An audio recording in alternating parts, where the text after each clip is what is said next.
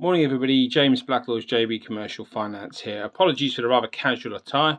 I'm doing this slightly on the hoof because I did a lot of videos and a lot of posts 3 years ago with regard to the bounce back loan. Some of you may be aware, and the amount of abuse that the scheme was going to be under. There's going to be a lot of people abusing the scheme, and I was told no, it won't. And the key thing, though, was always accountability. While the scheme was going to be abused, would anything been done about it? And this week, there's been a really interesting case. In Bolton, of all places, where a business, and I'm not entirely sure what the business does, but they're called JPN Retail Services Limited. So I assume it's linked to retail. He borrowed, it seems, more than he was entitled to under the bounce back loan scheme. So the basics of the situation are: he borrowed £48,000.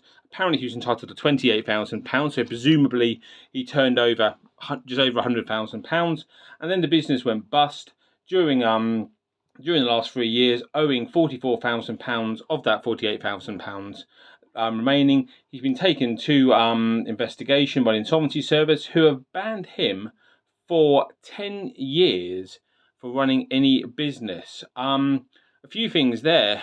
First of all, that's a very, very harsh ban, an extreme ban. Secondly, he was running a legitimate business. He just applied for more than he was entitled to.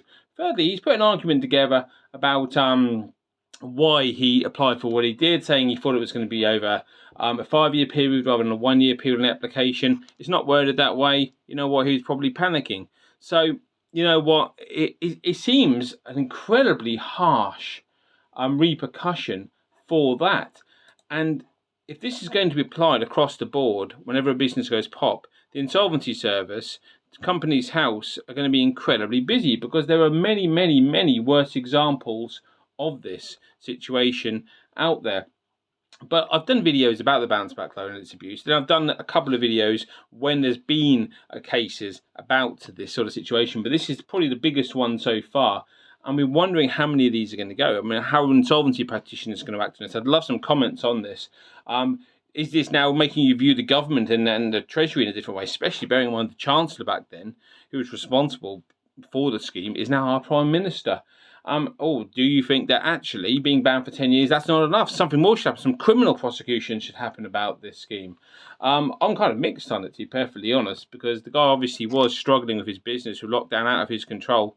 He applied for more than he was entitled to.